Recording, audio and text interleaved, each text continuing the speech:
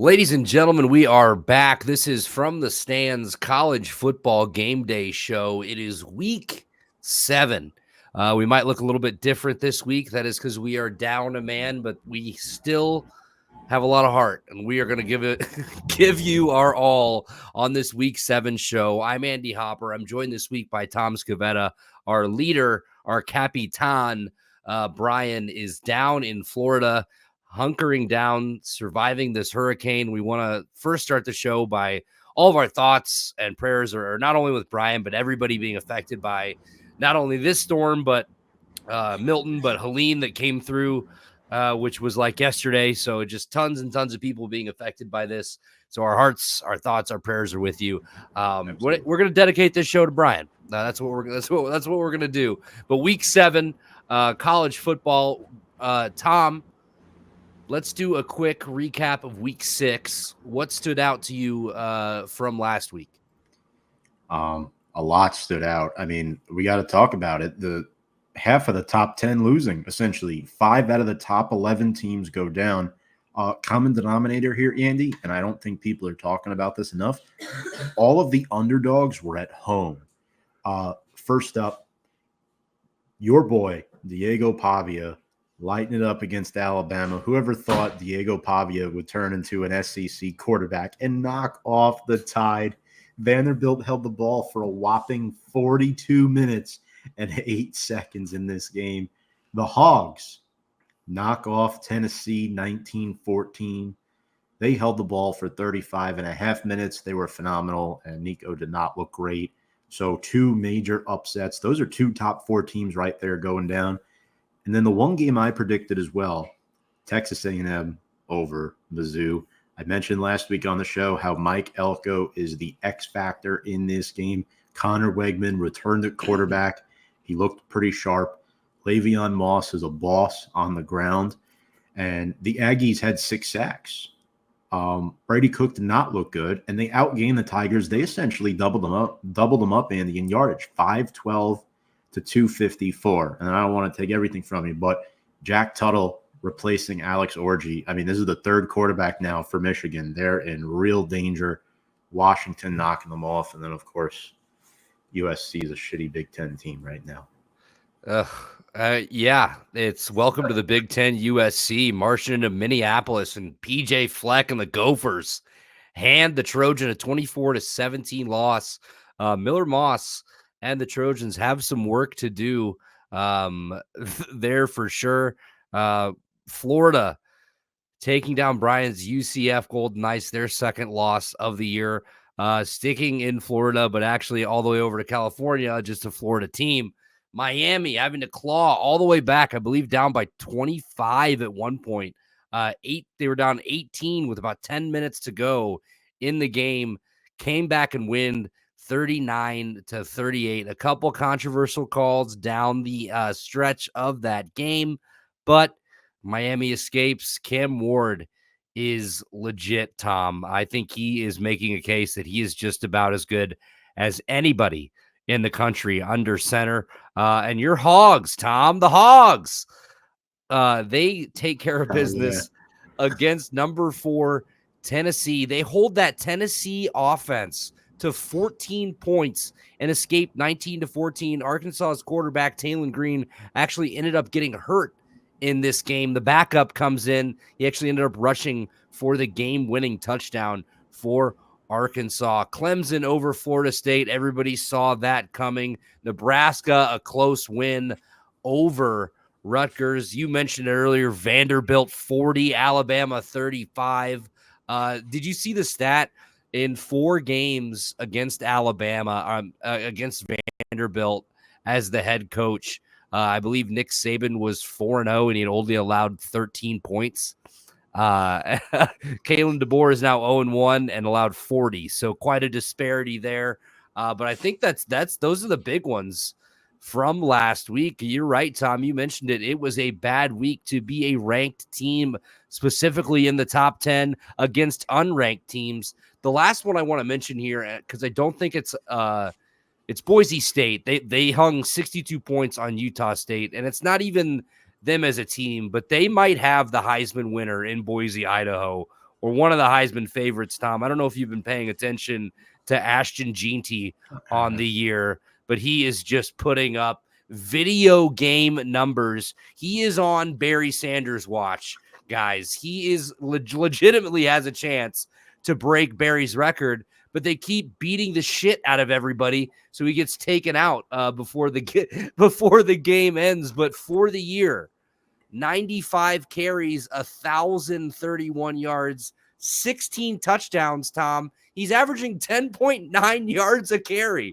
Are you kidding me? This guy is unreal. If you wanted to bet him to score a touchdown last weekend, minus 4,000. Come on, man. Like, this guy is appointment television. He's 5'9", 215, but he runs, oh my God, he runs angry. He runs hard. And he is fun to watch. He has 1,000 yards in 5 games. Could be more if I think a couple games he left at halftime because they were winning by so much. But yeah, we probably spent too much time on the week 6 recap, but when do we not on the show? So let's move into our first segment. Before we do that, I want to remind you, check us out on social media at From the Stands US on Twitter, also on YouTube at From the Stands. Like this video, comment, tell us who your favorite team is, tell us what games you're going to be watching this weekend. Let's go to our first segment, Tom. It is Dysfunction Junction. Brian writing the script for us this week, by the way, still with everything going on, just an absolute champ. So our first one, Michigan's director of high school relations, Chris Bryant, threatens a Michigan fan in the stands, promptly get fired. Also, a side note to this, apparently comedian Bill Burr was right next to the kid and was heckling the players as well, which is incredible. That's absolutely incredible. Tom, what'd you think about this one? So I'm actually hearing as of today that Chris Bryant will remain with the program. I don't know if you saw the latest on that story. Look, it's a tough situation, as I'm sure you played sports in high school, grade school. Whenever you're on the road, fans are always going to heckle you. It's something that as players, it's tough. Like, you have to try to block it out to the best of your ability. If you're the coaches, you can't engage with the fans. Like, don't get me wrong, I'm not defending the fan here. I saw the video. I don't know what was said, nor do I really care. It's one of those situations where if you're Chris Bryant, you got to let security handle it. You got to go over and say something to security. Let them do their job. Don't do their job while you're supposed to be doing your job. You're on the clock. Don't go interacting with the fan like that. Look, man, this might be a hot take, but if Michigan players can't handle the heat, stay out of the kitchen. Washington is a tough place to play. That was such a good game for the Huskies. But, yeah, that Chris Bryant story is wild. Bill Burr being there, I think, makes it even more funny because it seemed like a comical moment on TV. And I'm so glad Michigan lost to Washington. I'm so glad. Yeah, it's always good to see Michigan lose. I hope they lose again next week when they come into Champaign. That game's officially sold out, which we're really looking forward to. But I guess, yeah, going back to the story. So this Washington fan right up on the not on the sideline, obviously, but in the first row of the stands, apparently was doing some chirping. Bryant walks around and says, "Shut the fuck up before you get fucked up." He turns around, walks all the way up to the kid and says that. According to Bill Burr on his podcast, he said the game was great except for the jackass kid yelling. And then someone on the bench said something to him, and the kid turned around and was like, "Can you believe this shit?" So I don't know. Maybe it might have been justified, but if you are, I don't care what your position is on a Division I football team, you've got to be able to keep your cool. You can't have a situation like that, especially in today's age. Everybody's filming, somebody's getting it on camera. But apparently he is still with the program. Like you, thanks for that update, Tom. But yeah, not a good look either way. We go on to our next one, number 2. Since 2021, 3 of the 5 UGA transfer portal receivers have been arrested. Never a good look, never something fun to talk about, but we are talking about it. Tom, what are your thoughts on this one? Yeah, look, unfortunately, it's been a common trend in Georgia, up in Athens there. Not ideal. I think, I don't know what their recruitment staff is like if they're doing like some sort of background checks on these. Like, you could only go through so much, but when you're in the transfer portal and you're established, look, Colby Young came from Miami, right? His story is disgusting. He got arrested the other day for abuse of an unborn child / domestic violence, most likely to be kicked off the team. I'll be honest, as he should at this point, because that is major, major stuff. If you remember, I think it was Ra Thomas last year got kicked off the team for a similar thing. So you have to keep there can't be a gray area. You have to give Colby Young the same treatment, sadly. And it's a shame because I thought, Andy, Colby Young did a lot for this offense so far in the early stages of 2024. And now they're going to be looking at a guy like London Humphreys to step it up, the transfer out of Vanderbilt. He's one of the two transfer receivers with no arrest, the other being Dominic Lovett. But yeah, Colby Young, Ra Thomas, similar issues, not the exact same situation. Then back in 2021, Arik Gilbert did not play for personal reasons. He transferred to Nebraska and was immediately arrested for B&E / theft at a vape shop. Yeah, not good for these three guys. I really don't know what to say. I think Colby Young's is the worst by far. Again, I don't know the full story. I'm not there, but there's something wrong with Jordan. And it's not just receivers. It's not just these three guys. I mean, in the look, it was DeAndre Baker, a bunch of other guys. I don't really know what more to say about it, Andy, other than, it's a dysfunctional tread off the football field. Georgia players are not the best group of guys to be around. Well, it just really makes you, question the recruiting process, and do they care much about anything else but winning, right? You have over 20 of their guys that have been arrested for, I think, driving or vehicle related crimes. You throw this into the mix where you got your receivers are putting their hands on pregnant women, and it really makes you question what Kirby Smart is doing and how he's running this program. Sure, he wins a lot of games, but at what cost? Is winning a lot of games worth having a bunch of 18 to 22-year-old guys getting put in bad situations and getting themselves arrested? And I'm not blaming Kirby Smart for all these, all of his players doing that. But clearly there isn't much of a deterrent for these actions, Tom. I don't know if you'd agree with that. If it's going to continue to happen, clearly they're not doing much to discipline them. But it's just sad at the end of the day. But we'll move on to our last one, and this one is just shady. This was a guy that he was basically all we talked about on the show last year. So Connor Stalions, the infamous Connor Stalions from Michigan, says that he shared Michigan State signals with Ohio State in 2021 to prevent a 3-way conference tie. Tom, thoughts on this one? Again, this is just slimy.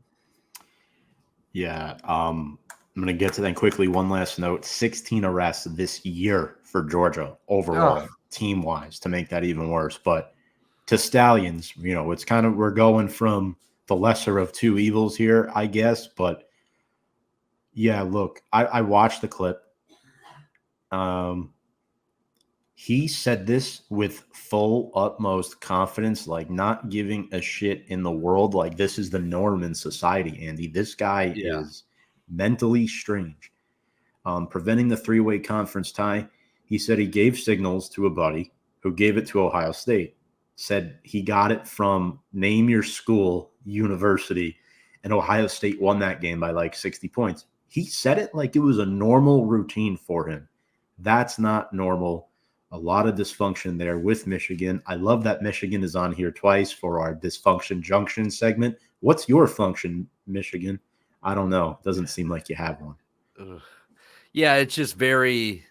That was like the my favorite part of that whole thing. It's like, oh, well, everybody's doing it. We're not the only ones. It's like, well, if you are, you're the only ones doing it enough to get fucking caught.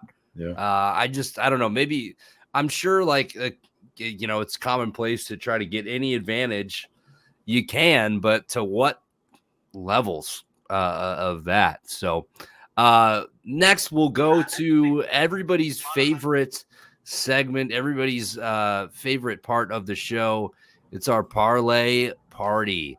Tom, I will let you go first. You start us off, then I'll share Brian's because Brian did send in a parlay, and then I will do mine. Sure. So this week, I decided to stick with my season trend of going with 6 legs. I think I went 5 one week, once over the last 2 weeks, but I'm back to 6 this week. I was going to do 5, Andy, but I saw a 6th one. I was just throwing it on there. First up, Oklahoma and Texas over 47.5 points. I sold 2 points on that one, minus 142. The Red River rivalry never fails to disappoint. Yeah, it's going to be a lot of fun to watch. Jackson Arnold benched now officially. Brent Venables has his handful. Quinn Ewers back starting at quarterback this week for the Longhorns. I'm very excited to see how that one goes down. Next up, I have BYU minus 3.5 against Arizona. BYU now in the top 15 in the rankings, which is crazy. They're one of the few unbeatens left. Minus 122. Don't get me wrong, Andy. I love the combo of McMillan and Fafita, but what else is there to really be scared about? BYU went in and smashed the crap out of Kansas State, who I think is better than Arizona.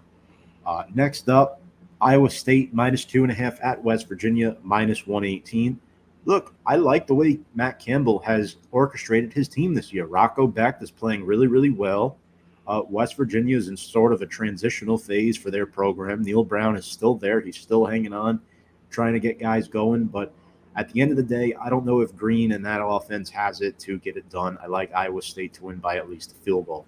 Fourth leg, we're riding that Diego Pavia train here. Vanderbilt will cover. I added 1 point to the spread, and I'm not going to spoil Andy's folks, but I think we went a similar route with Vanderbilt this week. I added 1 point in case Kentucky wins by 2 touchdowns. The worst part about betting, Andy, is when you pick something and it misses by 1 point. There's a chance Kentucky wins this game by 2 touchdowns, and I don't want to be on the losing side of that betting-wise. So Vanderbilt plus 14.5 at minus 142. Clemson, I sold a few points here for Clemson. Why? Out of spite. I don't like Clemson. I don't like Dabo Swinney, but they're good. They're good. If it costs me some money, so be it. I go out with my pride, Andy. Minus 16.5 at Wake Forest comes in at minus 162. And I threw this in there for the heck of it. This is the week of people Tom doesn't like getting put on his parlay. It's Clemson, and now it's Ohio State. Can't stand Ryan Day, but Ohio State money line minus 152. That comes in $10 for $251.80. All right. We have another very, very juicy parlay from Tom this week. I love the logic on some of those. Sometimes you just have to go with the teams you hate. And then if you lose, you're like, well, I hate them. And they fucking lost. So good for them. So let's go with Brian's. He went 4 legs this week. He's going under 42.5 in the Washington and Iowa game. It is never a bad thing to bet an under in an Iowa game. Tennessee minus 13 against Florida. Looks like he adjusted that just a tad bit. I think Tennessee's favored by 14.5 maybe, or maybe just 13.5, but he went down. Well, no, he wouldn't need to adjust it if it was 13.5. Anyway, Tennessee minus 13. Kansas minus 2.5 at Colorado. Ohio State minus 5.5 at Oregon. So he is also on the Buckeyes. You put those 4 picks together, 1140, plus 1146 $10 to win 124.61. And then finally, my parlay. Let me pull it up here quickly. I went 4 legs this week. I got spicy last week, and I think I went like 2 and 3 for my parlay. It was not a good week. So I'm starting off Washington State -3.5 at Fresno State. Give me the Cougs. Vanderbilt +14.5. Me and Tom were lockstep in this one. I bought that extra point. I do not want to get hooked by a 14-point loss when I'm when I have 13.5. So give me that extra point. Boise State -20.5 at Hawaii.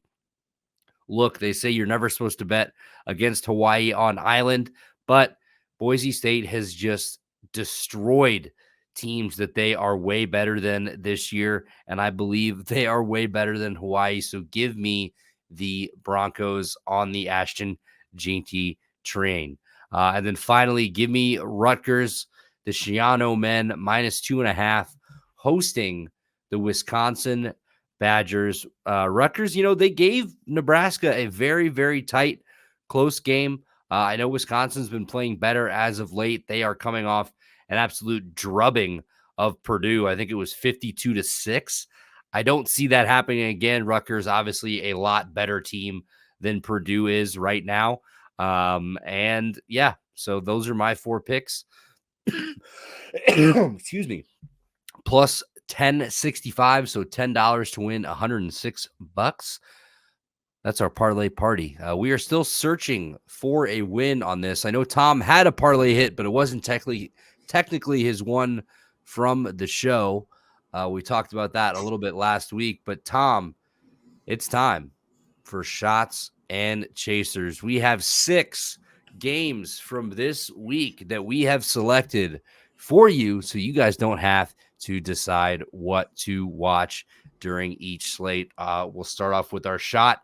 Obviously, that is our big time matchup, the game we think you should be watching, and our chaser for each time slot are a game that you probably wouldn't mind having on in the background. So we definitely have the weight of my heart this week for our shots and chasers. We're starting off with 2 Big Ten games. Oh God, we have 4 Big Ten games on this actually. So we'll go to Kinnick Stadium, Iowa, hosting the Washington Huskies. Washington coming off that big win over number 10 Michigan. Iowa coming off that brutal 35-7 loss at Ohio State, which you can't really fault them too much for. The Buckeyes, one of the best teams in the country this year, and the Iowa offense has just left a lot to be desired. Caleb Johnson obviously has been incredible for the Hawkeyes. I think he had 85 yards last week. And he is still one of the best running backs in the country. They're going to need him this week. Will Rogers, I know I said a couple weeks ago, it was probably actually last week, that I hadn't been too impressed with him, but he really has not been that bad. He has not thrown an interception yet, or if he has, it's only been one. It would have been last week. Going into last week, I think he had 10 touchdowns, no picks. I don't remember if he ended up turning the ball over. But, Tom, who are you liking this game? All right, so the Huskies, look, they're coming off a big win against Michigan last week, 10-point win. But keep in mind, they still hold losses to Rutgers and Washington State. Iowa coming off a 35-7 loss at Ohio State, the Huskies. This team loves to run the football. They average 163 yards per game. Will Rogers, not that bad either. Over 1,600 yards, 12 touchdowns to 1 pick. Have that for a ratio. And he loves to find his number 1 wideout, Denzel Boston. He has 8 touchdowns on the season. He has been a lot of fun to watch, almost 500 receiving yards. And Jonah Coleman on the ground averages just under 7 yards per carry with 5 scores. So the identity of their offense, set it up with the run, hit you later with the pass. Hawkeyes, they run the ball even better. And they sort of have to because that's their whole offense. Cade McNamara is not a good Division I quarterback. Former Michigan Wolverine, by the way. 686 pass yards for him. But the story is Caleb Johnson on the ground, averaging 8 yards a carry, 10 scores, 771 yards already. And this is the tipping the scale point for me, Andy. The Iowa Hawkeyes defense. Jay Higgins is having a career year for the black and yellow, and that secondary is effective. Sebastian Castro and Quinn Schulte, both of those guys, I think, will give Denzel Boston a rough time. So, with that being said, I'm going with Iowa here on this one, the more experienced team, and I think a big win at home against Michigan last week. Unfortunately, I think it's time for a letdown here. Jed Fish, first-year head coach for Washington. I don't see it this week, Andy. I don't see it. I like Kirk Ferentz's squad. As much as I would love for Washington to go in and just beat up on some fucking Iowa Hawkeye ass, I don't think it's going to happen. Kinnick is a really, really tough place to play. Iowa fans love their football. They love their Hawkeyes, and they do a great job of packing out that stadium, drinking a lot of Busch Light, wearing that ugly fucking yellow, and screaming their heads off for that. I mean, and God bless them too. God bless them. They are just screaming their heads off for a lot of fucking punts and mediocre offense and really, really good defense. But Tom, I think you said it. I don't think I could put it much better than you. The concern is Iowa's defense, right? I think if they're able to take over this game, force a couple 3-and-outs early, get into Washington's head, affect that confidence, I think they're able to run the ball well enough where they can just keep it out of Will Rogers' hands. So I will take Iowa in a close win at Kinnick. We stay in the Big Ten for our chaser for the noon 11 o'clock slate. Rutgers hosting the Wisconsin Badgers. Tom, this one is close to you over in Piscataway. I mean, obviously you're in NYC, but you get it. New Jersey, NYC, it's close enough. What do you think about this one? Yeah, about an hour plus ride down the New Jersey Turnpike, halfway to Philadelphia. Rutgers 2.5-point favorites facing a Badgers team that lost their starting quarterback early on in the year in Tyler Van Dyke. The Badgers have also lost 2 out of their last 3 games. Much richer opponents, though. No disrespect to Rutgers in USC and Alabama. Braden Locke has not been bad. 5 touchdowns to 3 picks. I've seen worse from backup quarterbacks than that. Tawee Walker, really good rusher, and Hunter Waller has to lead the way defensively. Luckily for him and that Wisconsin defense, I think Rutgers' offensive identity is Kyle Mananagai. I know I'm butchering that last name, but it's a tough one. Yeah, 6 touchdowns on the year for him between the tackles guy, and that team averages 206 rushing yards per game. The Scarlet Knights do. And the Mediterranean king himself, Ethan Kaliakmanis, on the year has been very, very solid. It's a Greek name. We have a lot of those up here in the Northeast. 947 yards on the season, coming off their first loss of the year last week at Nebraska. That's a tough place to play. You could ask Andy Hopper, folks. But a 14-7 game. Rutgers, they were hanging in there tough, and the Scarlet Knights have a really, really strong secondary. They're very underrated, highlighted by Eric Rogers. This might be a little bit of bias here, location bias, but I'm going with Rutgers to win this game and cover that spread. Tom, I am right lockstep with you on this one. Give me the Scarlet Knights. Look, Wisconsin coming off their best win of the year. Obviously, they're firing on all cylinders, 52 points. But this Rutgers defense is nowhere near the level of Purdue. They are much, much higher. They are actually very, very good. Shiano has the boys buzzing on defense. Look for Daryl Djabame. They have tons of tough names on this team, Tom. 21 total tackles, 1 of those for loss, and 1 sack on the year at the linebacker position. One of the quarterbacks of this defense, and Keontae Hamilton on the defensive line, has also been able to get to the quarterback with a sack and 12 tackles, 2 of those for loss. So the Rutgers defense going to have to stop a Wisconsin offense that's coming in very, very confident in themselves after that big, big performance. But you said it, Kyle Manangi, I don't know, Monagai. I think that's how I heard somebody say it on the broadcast. Is one of the top rushers in the country so far, and has found the end zone 6 times. Rutgers is going to need him to do that again on Saturday. I like the Scarlet Knights. Callie McManus has been good, not great, but not bad. He's, taking care of the ball for the most part. He does have 3 interceptions on the year. But if he really is just able to hand that ball off, we just need you to take that snap and hand the ball off, get it to Kyle, and let him do the work. Rutgers wins this game. We'll move on to the 3/330 slate, staying in the Big Ten again. USC is hosting the number 4 Penn State Nittany Lions. Going to be a tough one for the Trojans. They are coming off that 24-17 loss against Minnesota. Tom, what is your take on this game? Well, my take is that USC has had a rude awakening into the Big Ten this season. It's been a huge wake-up call for them. There's a reason why Penn State is favored by 4 points on the road. Now, when I look into this game, the Nittany Lions coming off 2 wins, UCLA and Illinois. Tough games for both of them. I would say Illinois more than UCLA, but Drew Aller, you know what? He hasn't been that bad. He's throwing the ball well.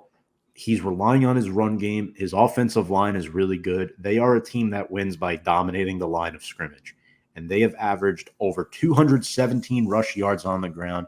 It all starts with running back A, Nick Singleton, and running back B, Katron Allen, both flirting around 400 yards on the season. Singleton a tad above that. He has 3 scores. Their best weapon is my favorite position, tight end Tyler Warren.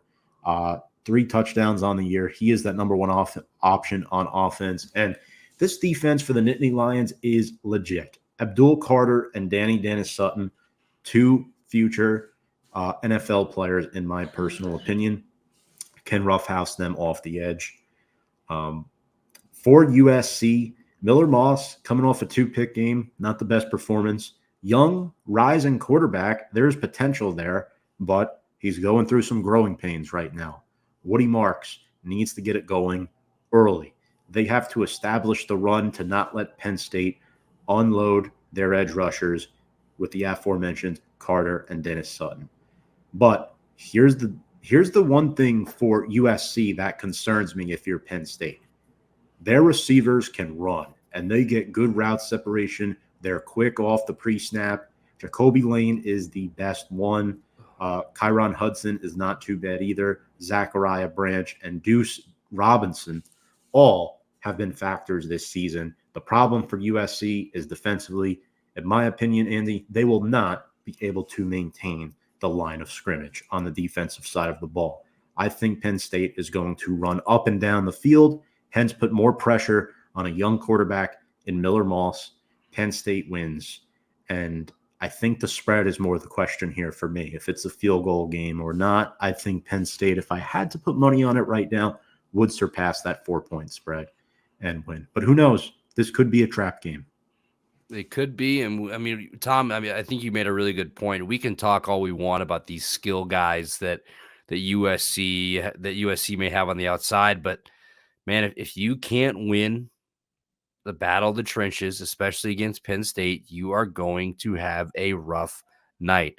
They've got guys in the offensive line. They've got guys that can get after you on the defensive line. So, and that's what that's what concerns me about USC, because what's happened the past 2 games in the trenches, they let Minnesota push them around for multiple 7-minute plus drives or 6-minute plus drives. You let Michigan, who obviously, I'm not taking anything away from Michigan or trying to. They do have a very solid,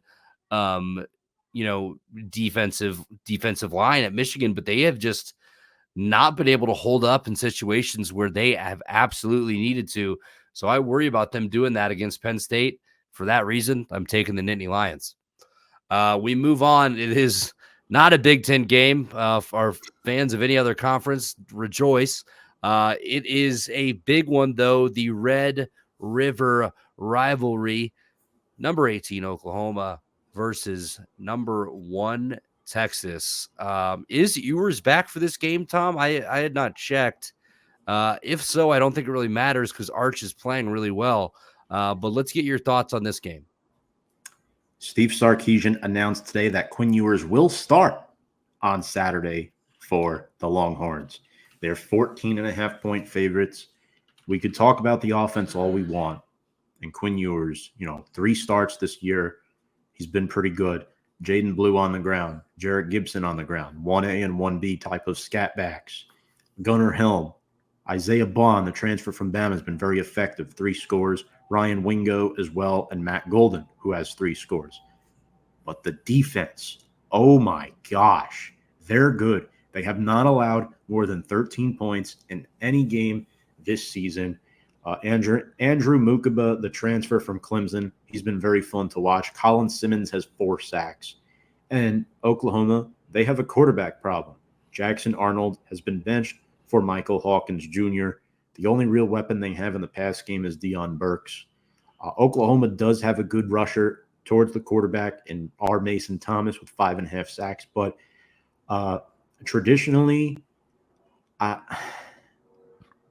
really want to pick Oklahoma to cover the spread just because it's a rivalry game, but I think Texas wins outright. Give me Texas in a 10 to 13 point victory here to go on to 6-0, but something feels weird about this game, in all honesty.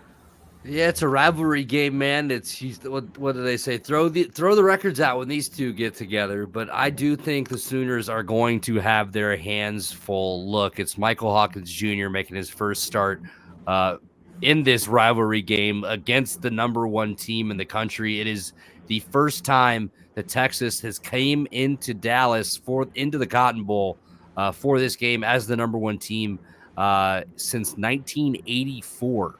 And if you look at what Oklahoma did, obviously they had that big comeback win over Auburn. I think they did it without like 5 of their top receivers too. So I'm a little worried about the health there, obviously on offense, because you're going to have to keep up with Ewers and Texas.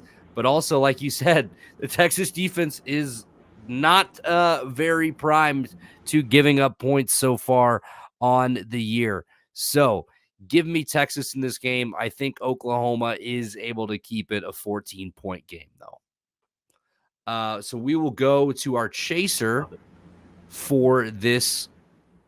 No, I'm sorry. We'll go to our shot, for the late window, the 7:30 window, and this is going to be a good one. This could be the game of the week, Tom. It's Oregon versus Ohio State, number 3 versus number 2 in Eugene on NBC. Big one. What do we think? Well, it's the battle of transfer quarterbacks. Dylan Gabriel has been the transfer king. He's found a home at Oregon. Good for him. Will Howard, coming over from Kansas State, getting a huge upgrade, replacing Kyle McCord, has completed 71% of his passes, over 1,200 yards, 12 touchdowns to 3 picks. He's been sacked just twice the entire season. That's credit to their offensive line, guys like Donovan Jackson and Josh Simmons up front. Their running game is phenomenal. Quinshon Judkins and Travion Henderson, they're really good on the ground, and Jeremiah Smith has burst onto the scene this year. 453 receiving yards and 6 scores. Emeka Egbuka, potential first-round pick as well, 5 touchdowns and over 430 receiving yards. So those are 2 great running options and 2 great pass-catching options I just mentioned for Will Howard.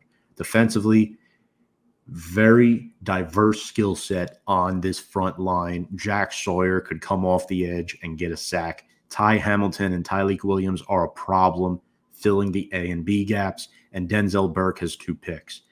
Dylan Gabriel has played better as the weeks have gone on, completing almost 78% of his passes, 11 touchdowns to 3 picks. Jordan James, really, really good running back, over 550 yards and 5 scores. You got the Bama transfer and Trayshawn Holden with 3 touchdowns. Tez Johnson with 5.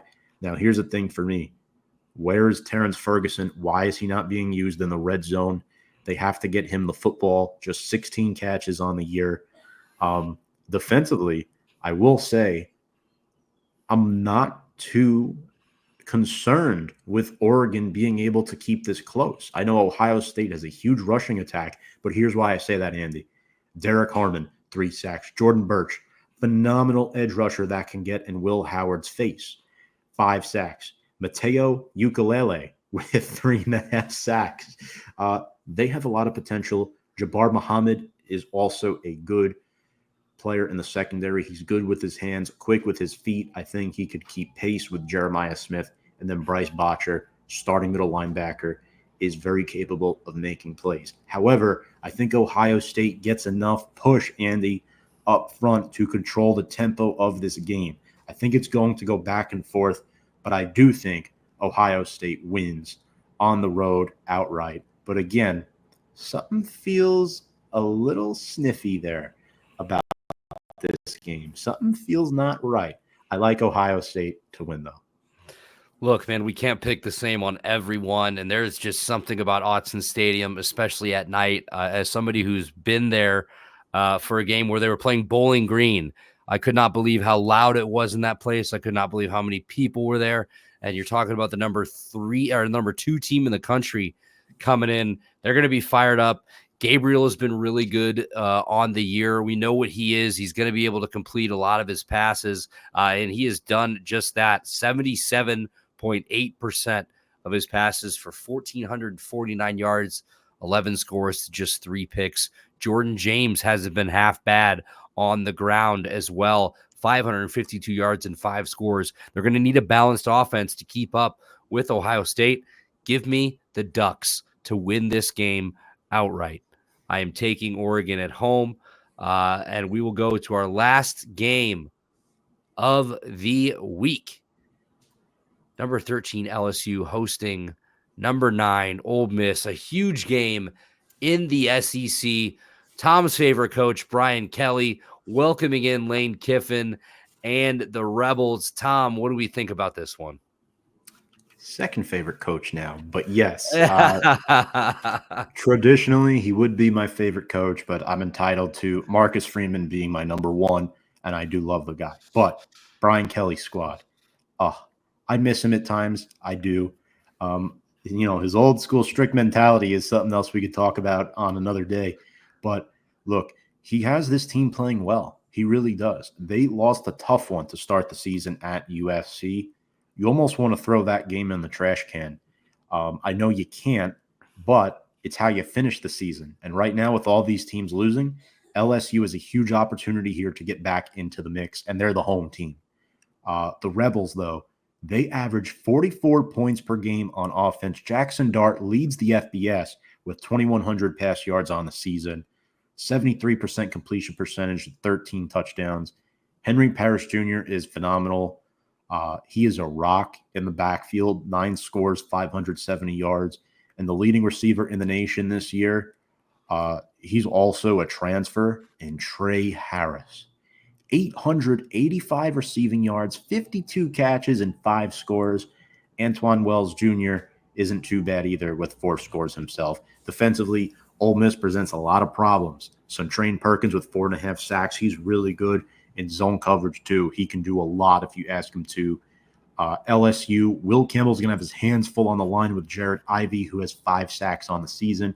Walter Nolan can stuff the run well for the Rebels. And then Princely Umanmielen with 3.5 sacks on the year, the transfer from Florida. Oh, and let's not forget about Trey Amos. He's really, really good in that secondary. So Grant Nussmeier better have his binoculars out on Saturday night. Nussmeier on the year, though, has been solid. 15 touchdown passes. He's improved week by week. Again, let's not forget, this is an offense that lost Jaden Daniels, Malik Neighbors, Brian Thomas Jr. There's a lot to replace with LSU. And the replacements have not done an awful job. Caden Durham and Josh Williams are splitting time on the ground. They're still battling. Who is that bona fide number 1 back? I want to see that this week. When you go up in the teeth of that defense with Walter Nolan and Chris Paul Jr., I want one of those running backs to show me this is my job heading into the second half of the season. Wide receivers, Aaron Anderson and Kyron Lacey have been fun to watch. Lacey with 5 scores, and then Mason Taylor over the middle of the field. He doesn't get the ball all that much, but he has the most catches on the team. It's just, to me, LSU loves to run the football this year. Average year, I think their tight end would have more than 28 catches. Mason Taylor, though, has been pretty solid. And then defensively, I don't think they're as good as Ole Miss. They do have some players, Braden Swinson, Savion Jones, and Whit Weeks. But to me, Andy, it's going to come down to this. It's going to come down to the experience factor and who has the better defense. Look what USC did in week 1. They went into LSU and won. Brian Kelly's one thing, he's had trouble winning big games against ranked teams over the course of his head coaching career, and that's why Ole Miss is favored by 3.5. This one is no different. Ole Miss wins outright. Sorry, BK. Tom, I don't know what I can add to that. That was beautiful, but I will try. So the last time these teams met last season in Oxford, Ole Miss 55, LSU 49. That game saw a total of 1,343 combined yards of offense, just an absolute explosion. And I think we could be headed towards one of those type of games this weekend. I don't know if we'll get exactly that, but Jackson Dart is back from that game. Obviously, Jaden Daniels gone now to the NFL and just had an incredible start to his career so far. But Jackson Dart is back. Trey Harris at receiver, back. They are number 2 in the nation in total offense, number 2 in pass offense, number 2 in yards per play. They can get up and down the field. LSU's no joke offensively either. Garrett Nussmeier ranked first in the SEC in passing touchdowns with 15, and he is number 5 nationally in passing yards per game with 330. So something's got to give, though, right? And who is going to jump out early? Who throws the first punch? I know LSU, they're going to have slightly the upper hand here. Kind of like I was talking, as far as the atmosphere goes, being Happy Valley at night. I was talking about, Death Valley at night. Happy Valley's Penn State. Gross. Death Valley at night. Like I was talking about with Autzen. I don't know if LSU is going to be able to put it together like the Ducks are, though. Give me Ole Miss to win this one. And then with that, that is our last game, and that is actually our show. So week 7 from the stands college football show. For Tom Scavetta, I'm Andy Hopper. It has been an absolute pleasure. Obviously, we miss you, Brian. We are looking forward to seeing you back next week. Once again, our hearts go out to everybody affected by all this severe weather and these hurricanes that have been going on. Awful stuff, awful things you've been seeing, but also, glad to see everybody that is still doing okay and making it through this. But our hearts are with you. And like I said, it's been a hell of a show that we have dedicated to Brian this week. So check us out on all of our social media at From the Stands US on Twitter. I believe it's From the Stands US as well on TikTok, and then at From the Stands on YouTube. So we are out of here. Take it easy. I hope your team wins week 7. Hopefully my team beats the absolute shit out of the Purdue Boilermakers, the worst Power 5 team at the moment. All right. Or Power 4. God damn, it's not even Power 5 anymore. Power 4, yeah. Yeah, I'll just keep talking if I don't end this recording. So, all right, we're out of here. Go Irish. End it. Damn it. There it goes. Okay.